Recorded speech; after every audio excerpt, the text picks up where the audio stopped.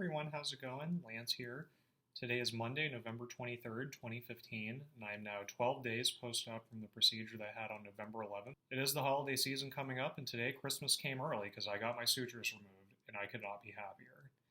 As I talked about in the last couple of videos, pretty much since like the 7th day post-op mark, those sutures were just really annoying. They were really making my head itch, and it was kind of keeping me up at night, and there were times where, I would take, some medication to help me sleep, but then the sutures would kind of keep me up at night, and I'd feel really like groggy and foggy in the morning. So, now I don't have to worry about that anymore because they're out of my head. So I'll just go right into showing you guys what the suture line looks like. So that thin red line that you see, that's what the suture line looks like.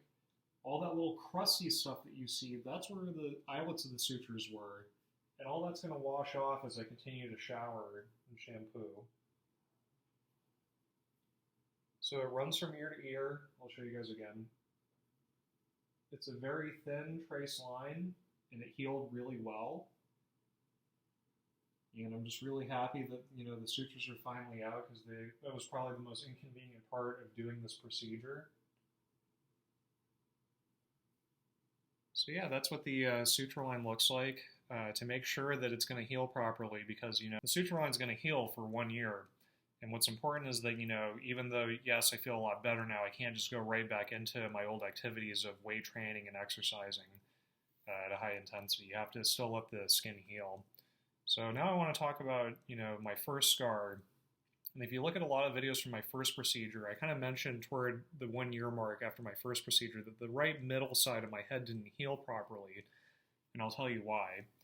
So my post-op instructions both times have told me, 2 weeks after your suture removal, you can resume lifting weights. But honestly, you don't want to resume lifting weights until about a month after the day of your procedure. And I think in this case, I'm going to wait a month after my suture removal. So right after Christmas time, I'm going to get back into lifting weights.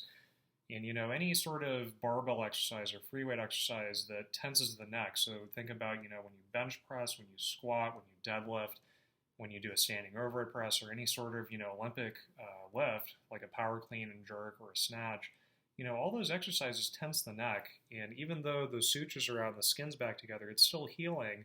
So when you tense the neck and put a lot of pressure on it, it can stretch your scar. And that's what kind of ended up happening to me.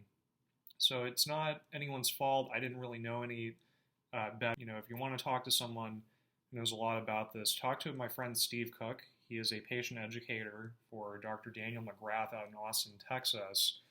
And he has a long history of working out. He was a champion bodybuilder at one point.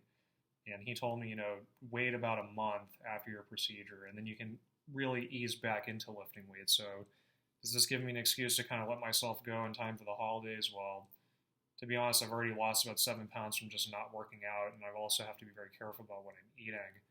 So, yeah, I'll do a little bit of, what I would consider boring, steady-state cardio. I'm walking a lot more. I'm trying to watch what I eat, so that way, I just don't balloon over this holiday season. But, yeah, come Christmas time, a little bit after Christmas, I'm going to get back into the gym. So it's a little bit of an inconvenience because for me, I lift weights usually 4 days a week and then do 1 day of conditioning. So to go from a very active lifestyle to really not doing anything has been really tough. But, I got to adapt to it, and I got to make sure that, I want to make sure that this thing heals properly. So, if I have to go without training for a month and a half to have a good suture line for the rest of my life, then that's something I'm willing to do. So yeah, I'm glad that the things are looking much better. Looking into the front, all those crusts are off. All those little buzz cut hairs show what my old hairline looks like right up about here. A lot of these buzz cut hairs show what the grafts were like from my first procedure. And then a lot of these buzz cut hairs are also grafts from my second procedure that hung on. So, now I'm going to go get a haircut. A friend of mine made fun of me and said that I look like Krusty the Clown with this awful looking haircut. And yeah, I'm going to go take care of that. And then I'll do another video to kind of elaborate more on, working out and staying in shape after you've had a procedure. So thank you for following my progress over these past 12 days. It's been a pleasure sharing this with you all, and I enjoy any sort of email or questions that I get. And just know that anytime you guys have a question about something, whether it's on my blog or my YouTube channel, feel free to email me, and I will get in touch with you and try to answer your questions as best I can. So thank you very much. Thank you for watching, and I will see you guys next time at the 1 month mark on December 11th, 2015. Take care.